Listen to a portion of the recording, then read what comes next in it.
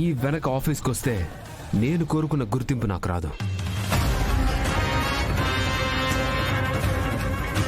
అదే అమ్మా కౌశికి, వాళ్ళు చెప్పాల్సిందంతా వాళ్ళు చెప్పారు. ఇప్పుడు ఏం చేద్దామో మీరు చెప్పండి.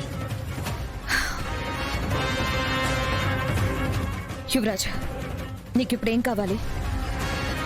నేనిప్పుడు ఏం చేస్తే మీరిద్దరు సంతోషంగా ఉంటారు?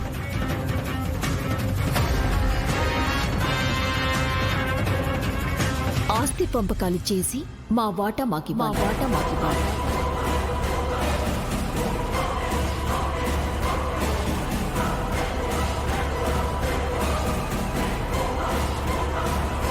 నిషి, ఇక్కడ కలవడం గురించి మాట్లాడుతుంటే మళ్ళీ పంపకాలంటేవేంటి? నువ్వు ఇంటి కోడలివి. నువ్వు తీసుకునే ఏ నిర్ణయమైనా ఇంటి బాగు కోసం ఉండాలి కానీ బాధ పెట్టకూడదు. ఏయ్, నువ్వు మాట్లాడొద్దని చెప్పానా? ఆగమ్మ రాగిణి, జగదాత్రి సరిగ్గా చెప్పింది.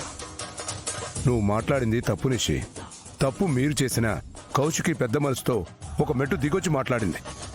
అది గుర్తుపెట్టుకుని మాట్లాడండి. సరే మావయ్య, ఇదంతా కాదు. మాకొక 10 కోట్లు ఇవ్వమనండి. 10 కోట్లు ఇవ్వమనండి. 10 కోట్లు ఇవ్వమనండి. దాంతో నేను నిష్క ఏమైనా చేసుకుంటాం. మమ్మల్ని ప్రశ్నించకూడదు. ఏం చేసినా అడ్డుపడకూడదు. 10 కోట్ల? ఏం చేస్తారా 10 కోట్లతో? బిజినెస్ చేస్తాం మావయ్య.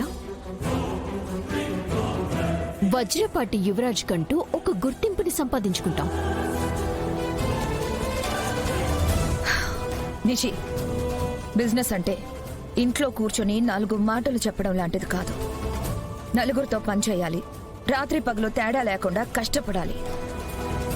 ఒకసారి ఆలోచించుకోండి. అన్ని ఆలోచించుకున్నాకే మాట్లాడుతున్నావు అక్క.